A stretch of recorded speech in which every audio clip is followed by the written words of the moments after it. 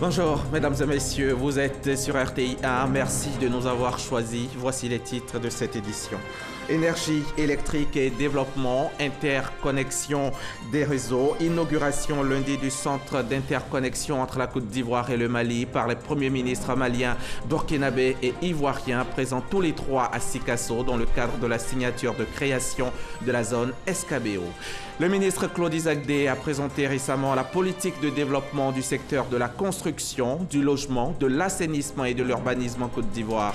Il a annoncé que 10 000 logements sociaux et économiques seront livrés d'ici à la fin de l'année 2018. Il y a de la friture sur les ondes entre Donald Trump et Kim Jong-un. Le dirigeant nord-coréen a menacé hier mardi d'annuler le sommet prévu le 12 juin avec le président américain. La raison du courroux du dirigeant communiste, les manœuvres militaires réunissant Américains et Sud-Coréens. Nous sommes le 16 mai, les musulmans de Côte d'Ivoire démarrent aujourd'hui le mois du jeûne. Le Conseil supérieur des imams en Côte d'Ivoire et le Conseil des imams sunnites ont annoncé le début du mois de Ramadan pour ce mercredi. Le croissant lunaire a été aperçu hier soir dans une localité à 20 km de Bondoukou. Le jeûne du mois de Ramadan constitue un des 5 piliers de l'islam. Au cours de ce mois, les musulmans ayant l'âge requis selon les courants de l'islam ne doivent pas manger, boire et fumer ni entretenir de rapports sexuels de l'aube au coucher du soleil. La rédaction de RTI 1 se joint à moi pour souhaiter joyeux, très bon mois de Ramadan à tous les musulmans. Le Premier ministre Amadou Gon Coulibaly, lui, était au Mali lundi pour prendre part à la rencontre sur le projet de création d'une zone économique spéciale Sikasso, Korogo, Bobo-Dioulasso. Ce projet vise à coordonner et renforcer la coopération entre la Côte d'Ivoire, le Burkina Faso et le Mali. Amadou Gon Coulibaly a donc procédé avec ses homologues maliens et burkinabés à la signature de la déclaration de création de cette zone SKBO. Adama Kone, notre envoyé spécial à Sikasso. Si les régions de Sikasso, Korogo et Bobo-Dioulasso partagent une communauté de peuples, le bassin Sénoufo, elles veulent aujourd'hui écrire une autre page de leur histoire, la page économique. Les premières lignes de cette nouvelle page ont été écrites ce lundi à Sikasso par la création de la zone économique spéciale. L'enjeu pour nous est de construire, sur la base de cet environnement géographique partagé, et de cette homogénéité culturelle, un espace de croissance partagée, de développement inclusif et d'une résilience. En signant la déclaration d'engagement de Sikasso, les trois premiers ministres ont une vision nette de l'objectif à atteindre. Il s'agit alors pour nous, sur la base des avantages comparatifs de ces trois régions, de mutualiser nos moyens afin de desserrer les contraintes à l'investissement, permettant ainsi de développer les nombreuses potentialités dont elle regorge. La zone économique spéciale offrira aux investisseurs les infrastructures de soutien nécessaires à la production, l'énergie, les routes, les services, des incitations y compris fiscales. Il s'agit de faire de la zone un espace d'opportunités d'affaires, entre autres dans l'agro-industrie, le transport avec les 3 aéroports dans ces villes et le commerce. Le triangle Sikasso-Korogo-Bobo-Dioulasso bénéficie déjà de l'attention des organismes d'intégration. Sous la haute direction du président de la République de Côte d'Ivoire, son Excellence Michel Alassane Ouattara, la Côte d'Ivoire entend s'investir davantage dans la coopération sud-sud, dans l'intégration régionale et plus particulièrement dans une coopération avec ses voisins immédiats. À cet égard, le Mali et le Burkina constituent des partenaires privilégiés de premier plan en raison des liens historiques et séculaires que nous entretenons. Cet espace commun regorge d'importantes potentialités pour le développement économique et social de nos pays. Il a été identifié dans ce sens comme zone d'intervention par la CEDEAO dans le cadre du programme régional d'appui à la coopération transfrontalière. Il a également été retenu par l'UEMOA dans le cadre de la mise en œuvre des projets prioritaires des schémas d'aménagement transfrontalier intégrés. Les investissements prévus au titre du SATI Sikobo sont évalués à environ 44 milliards de francs CFA en réponse aux défis du développement durable, des migrations et de l'emploi des jeunes. un comité tripartite a été mis en place. Son rôle, donner l'impulsion opérationnelle par l'identification des projets, la détermination de leurs coûts et le plan de réalisation.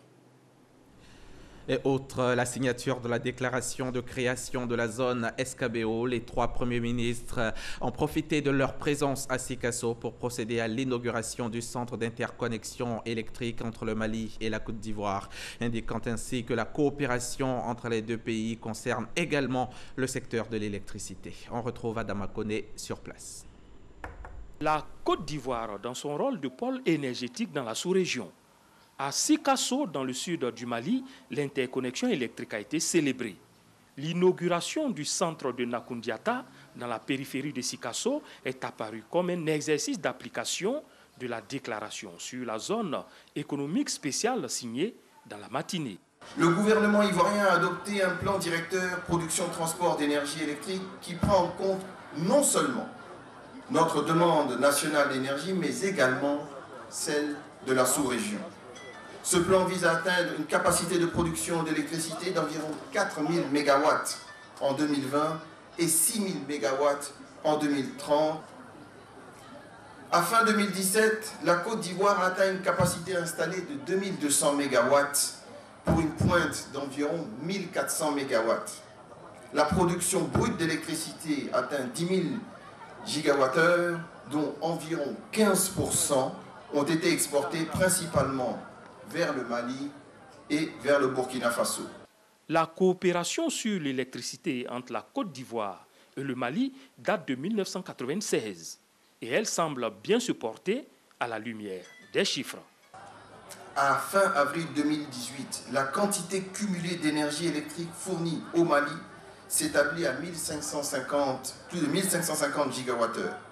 L'énergie garantie et la puissance garantie ont été respectées par le secteur de l'électricité ivoirien sur toute cette période. La Côte d'Ivoire fournit actuellement au Mali une puissance de 60 MW. La mise en service officielle du centre d'interconnexion de Nakoundiata à Sikasso a été aussi l'occasion de lancer les travaux de construction de la ligne haute tension qui reliera Sikasso à Bamako, la capitale malienne.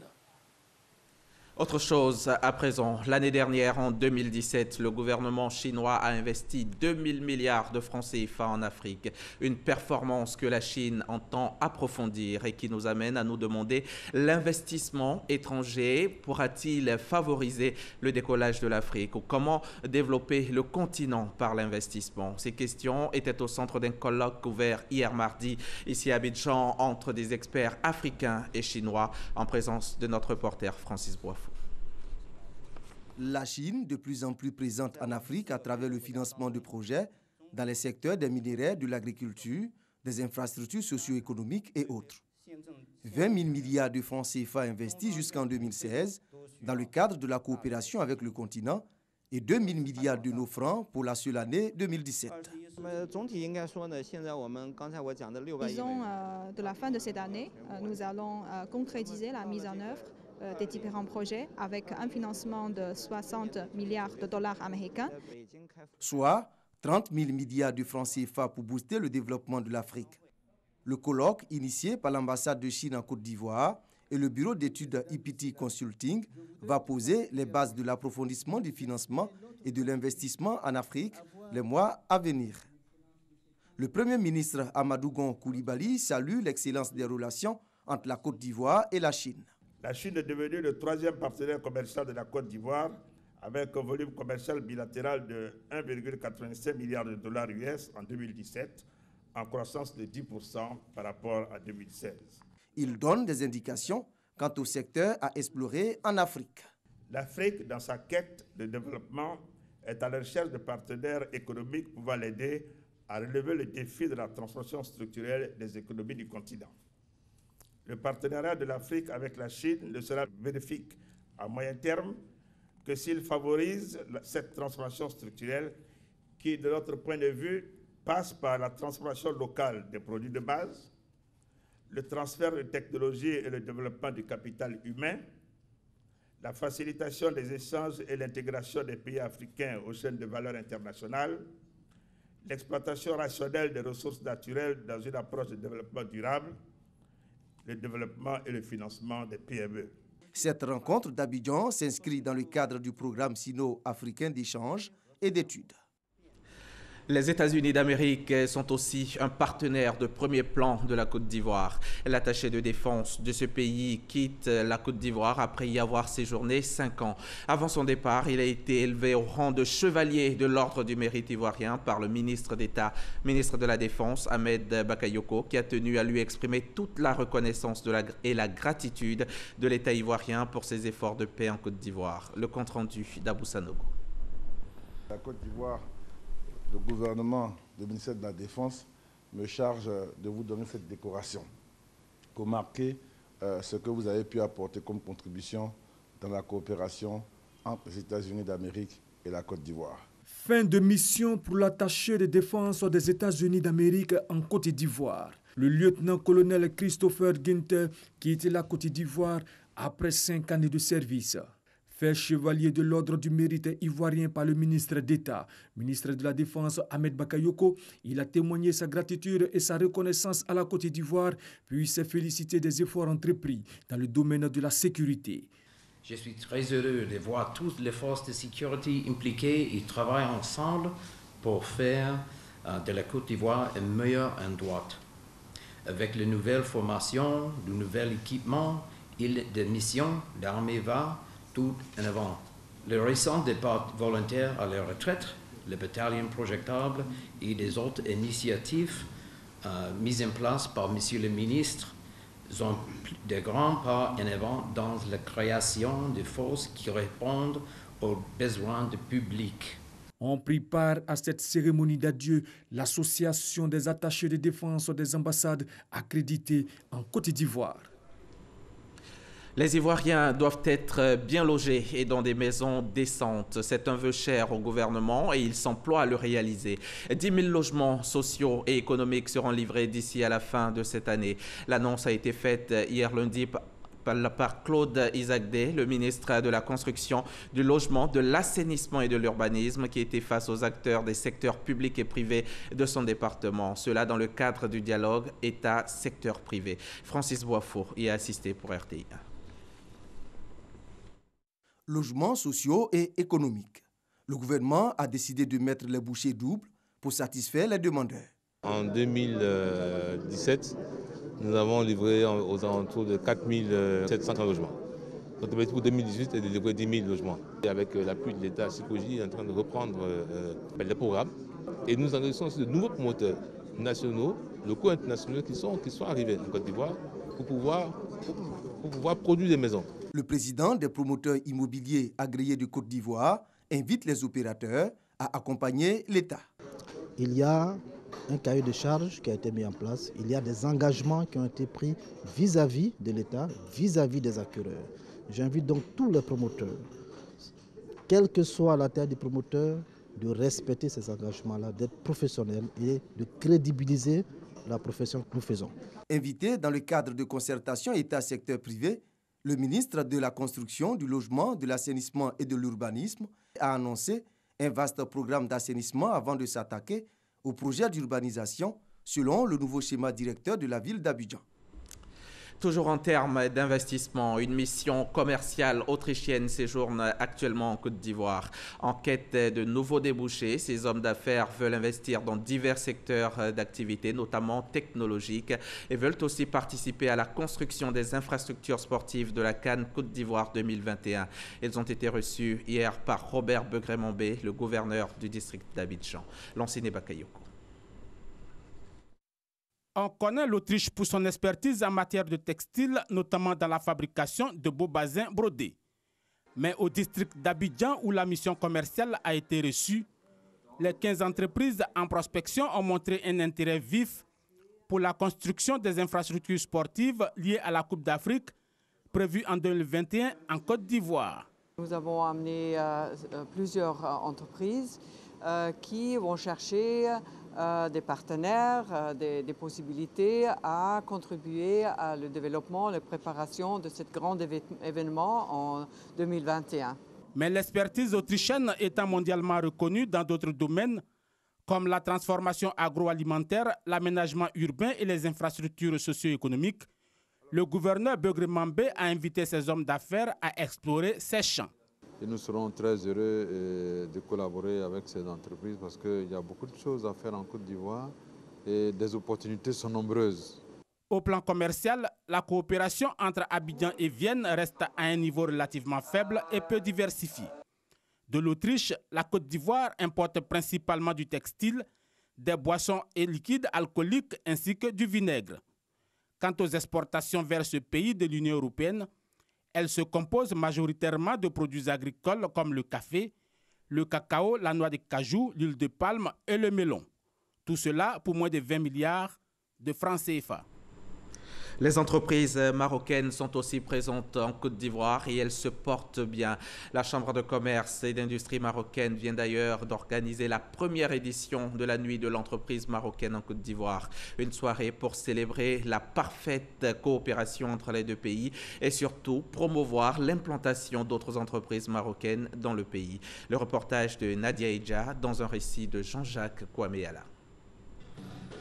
La nuit des entreprises marocaines en Côte d'Ivoire, une première dans les relations ivoiro-marocaines. Initiée par la Chambre de commerce et d'industrie marocaine en Côte d'Ivoire, cette célébration couronne le succès de la coopération entre ces deux pays. Dans ces 5 dernières années, si vous prenez les chiffres du CPC, le Maroc a été 2 fois premier investisseur en Côte d'Ivoire. Et aujourd'hui, il est tout à fait normal que nous fêtions ces entreprises. C'est une façon de reconnaître leurs mérites. Selon le Centre de promotion et des investissements de Côte d'Ivoire, CPC, les investissements d'entreprises marocaines en Côte d'Ivoire de 2013 à 2018 s'élèvent à environ 203 milliards de francs CFA. Pour l'ambassadeur du royaume chérifien, cela témoigne une concrétisation de la vision qui lie les deux pays. Nous sommes dans une dynamique positive formidable qui ne cherche qu'à se développer et la Côte d'Ivoire, avec le potentiel qu'elle recèle, avec la force qu'elle a, son marché intérieur, sera demain une plateforme formidable pour l'évolution à travers toute la sous-région. Représentant le gouverneur du district d'Abidjan, Samuel Mobio, s'est réjoui de la contribution du Maroc dans l'économie ivoirienne. Qu'il me plaise donc de remercier l'ensemble des entreprises marocaines présentes dans notre pays pour le travail inlassable qu'ils ne cessent d'abattre. 6 trophées ont été décernés au cours de cette célébration. Le prix du doyen de la communauté marocaine, le prix des grandes entreprises, le prix des PME, le prix de la femme entrepreneur et 2 prix de l'amitié ivoiro-marocaine. Ils se sont envolés samedi dernier pour les États-Unis d'Amérique. Les membres de la délégation ivoirienne du vol inaugural Abidjan-New York sont de retour depuis hier après-midi à Abidjan. Un retour qui va permettre le 2e départ à destination de Newark Liberty Airport du vol de la compagnie Ethiopian Airlines. Mamadou Kwasi faisait partie de ce voyage. Il est donc revenu sans reportage. Comme à l'aller, c'est une centaine de passagers qui regagnent à Abidjan.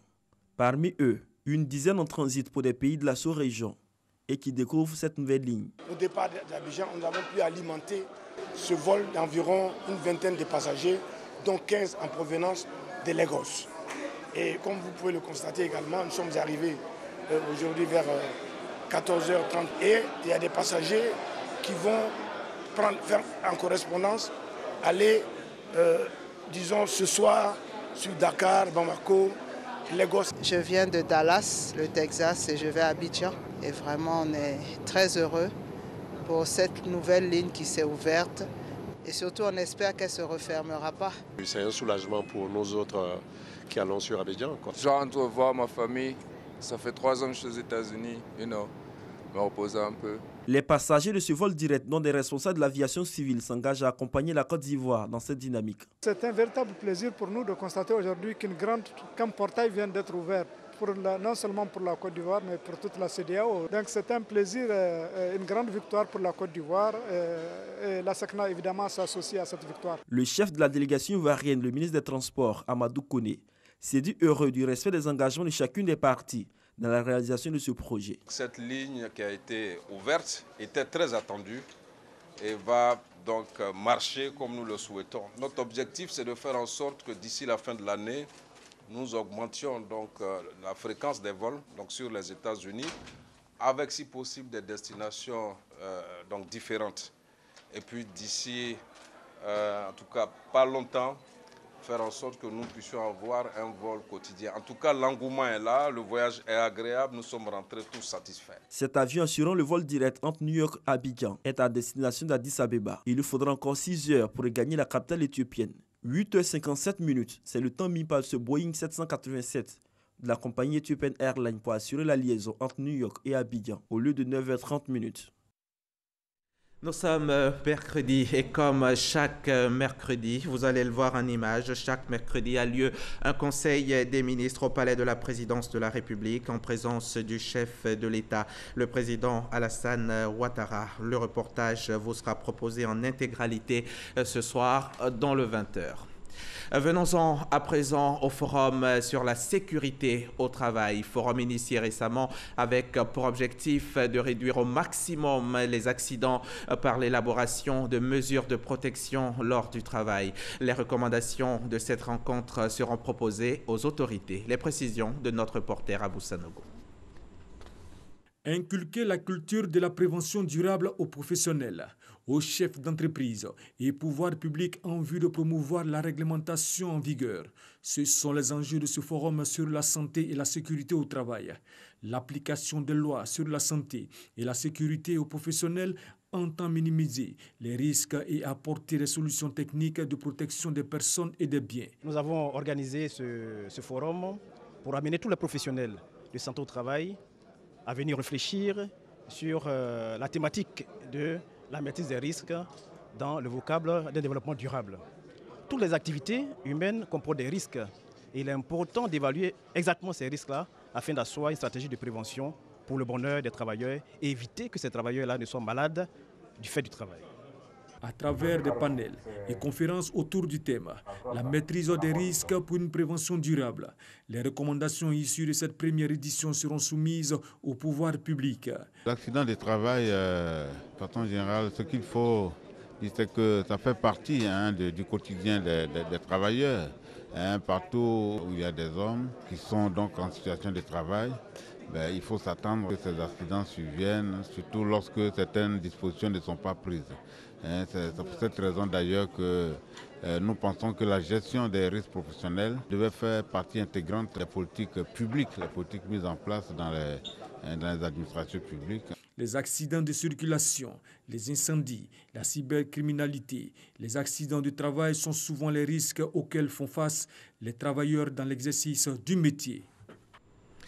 L'art et la culture, bientôt dans les écoles en Côte d'Ivoire. C'est l'objectif du programme École et Culture, initié par le ministère de la Culture et de la Francophonie à travers le CNAC, le Centre national des arts et de la culture. Ce programme va sillonner plusieurs établissements du 15 au 30 mai prochain. Il y aura des spectacles d'artistes connus dans divers domaines. Le programme bénéficie du soutien du ministère de l'Éducation nationale, de l'enseignement technique et de la formation professionnelle. Issa Chonayeo. Mener les élèves à s'intéresser davantage à la culture dès l'école. Tel est le nouveau combat du ministère de la Culture et de la Francophonie qui, en partenariat avec le ministère de l'Éducation nationale, de l'enseignement technique et de la formation professionnelle, lance un programme dénommé École et Culture qui sillonne des établissements avec des spectacles dans différents domaines de la culture. La culture doit s'ouvrir aux élèves pour que les élèves aussi s'ouvrent à la culture. Et donc, ce sont des activités, des spectacles qui seront programmés dans les écoles avec des artistes reconnus, des artistes de talent, pour qu'ils aillent au contact, n'est-ce pas, des enfants. Le programme École et Culture va déjà former depuis les écoles, les enfants aux différents métiers des arts et culture. Ce programme vise également à démontrer qu'il existe une économie de la culture. Avec tous les métiers qui se déploient à travers les arts et la culture, il y a à boire et à manger. Pour le représentant du ministre, Maurice Kwaku Bandama, il n'y a pas meilleur endroit que l'école pour mieux faire la promotion des arts et de la culture du pays. Quand on ne fait que former, eh bien, il y a beaucoup de chances que sortent de nos moules, pas des humains, mais des monstres. Mais quand on travaille à cultiver l'individu, eh bien, on sort des humains. Ce programme École et Culture, qui est dans sa phase pilote, va sillonner 7 établissements du 15 au 30 mai 2018. L'art, la culture, mais la santé également dans les écoles. Je vous amène à Jacquesville, dans la région des Grands Ponts. Jacquesville, où se tiennent en ce moment les phases finales de la 10e édition du concours interécole sur le paludisme. Un concours pour tenter d'impliquer les écoles dans la sensibilisation sur le palu et de les mettre en mission auprès de leurs parents. Le reportage de Franck Quadio. Face à face, EPP Irobo 2 et EPP Abraco, à travers le sketch, la poésie et le jeu des cracks, les 2 établissements primaires du département de Jacquesville démontrent leur connaissance sur le paludisme. Nous sommes à la 10e édition du concours interécole et au-delà d'une compétition, il s'agit pour le programme national de lutte contre le paludisme de mettre les tout-petits en mission auprès de leurs proches. Quand un enfant vient dire à la maison, papa, maman, il faut dormir sous une moustiquaire imprégnée, je crois que la sensibilisation est passée. Parce qu'ils voient l'importance, ils ont touché du doigt le fléau. Donc avec eux, je crois qu'on pourra, comme on appelle, grandir avec des bons comportements pour une Côte d'Ivoire sans paludisme. Une Côte d'Ivoire sans paludisme, c'est possible selon le ministère de la Santé et de l'Hygiène publique. Les enseignants aussi y croient, eux qui, pendant l'encadrement des enfants, ont mesuré l'importance d'une implication dans la lutte contre cette maladie, première cause de mortalité en Côte d'Ivoire. Nous qui ne sommes pas dans le domaine de la santé, nous avons eu une formation et ça nous a permis de connaître beaucoup de choses sur le paludisme. Et même nous sommes allés au-delà. Aller dans les villages, sensibiliser les parents à dormir sous les moustiquaires imprégnés. Il ne s'agit pas de prendre ces moustiquaires et puis aller faire des filets pour jouer au ballon ou bien aller à la pêche. Non, parce que cela a été fait dans un but, pour éviter le paludisme. Débuté le 14 mai, les phases finales de la 10e édition du concours interécole sur le paludisme à Jacquesville prennent fin le 19 mai 2018. Le monde a célébré hier la journée internationale de la famille. Cette journée qui a pour but d'attirer l'attention des communautés sur le rôle de la famille dans la construction des nations, la consolidation de la paix, la sécurité individuelle et collective. L'enfant au cœur des familles, voilà le thème retenu ici en Côte d'Ivoire pour cette édition de la JIFA. Le gouvernement veut ainsi attirer l'attention des parents sur le rôle important qu'ils doivent jouer dans l'éducation et le devenir de leurs enfants. Sephora Zegui, Patricia Omouetia. Une centaine de victimes et 137 ayant droit de victimes des crises post-électorales ont reçu des chèques et des prises en charge des mains de Mariatou Koné, ministre de la Femme, de la Protection de l'Enfant et de la Solidarité, à l'occasion de la célébration de la Journée internationale de la famille. Aujourd'hui, vous êtes encore chez nous pour nous apporter la compassion de l'État. Et nous sommes heureux de vous voir à nos côtés. L'enfant au cœur des familles, c'est le thème choisi par le gouvernement cette année. Mariatou Koné interpelle les familles ivoiriennes sur leurs responsabilités dans l'éducation de leurs enfants. Il faut que les familles s'engagent dans l'éducation de leurs enfants. N'abandonnons pas l'éducation à l'école seulement. L'école fait son travail, le gouvernement fait son travail, mais il faut que les familles elles-mêmes s'impliquent dans l'éducation de leurs enfants. Parce que la famille, c'est la cellule de base de la société. L'éducation commence dans la société. Des kits alimentaires ont également été remis à une cinquantaine de familles économiquement faibles de la commune d'Abobo. Le couple vainqueur du concours national de la famille modèle nous livre son secret. D'abord, consolider l'acquis, c'est-à-dire la famille. Au-delà de cet acquis, bien éduquer les enfants. Les rapports entre monsieur et madame doivent être des rapports internes, c'est-à-dire que éviter de faire sortir vos problèmes. Le concours de la famille modèle édition 2018 est lancé le 20 avril dernier et prend fin le 17 mai prochain. Mariatou Koné invite toutes les familles ivoiriennes à s'inscrire auprès de cette direction régionale sur tout le territoire ivoirien et son cabinet. Le reportage de Sephora Zegui, commenté pour vous par Chantal Akandan. Vous allez le voir en image, le régime nord-coréen a annulé au dernier moment une rencontre de haut niveau prévue ce mercredi matin entre des vice-ministres du Sud et du Nord. Le régime proteste contre la tenue d'exercices militaires conjoints entre Américains et Sud-Coréens, mais aussi contre des récentes déclarations de l'administration Trump. La rencontre du 12 juin pourrait donc être compromise. Et puis nous allons terminer ce journal avec l'actualité ici en Côte d'Ivoire. C'est le Conseil des ministres qui a lieu en ce moment même au palais de la présidence de la République. Conseil des ministres comme chaque mercredi en présence du chef de l'État, le président Alassane Ouattara. Le Conseil des ministres vous sera proposé en intégralité ce soir, tout d'abord dans le 20h et ensuite juste après, ce soir donc sur RTI 1. C'est la fin de ce journal. Merci de nous avoir suivis, mais restez en place, nos programmes se poursuivent.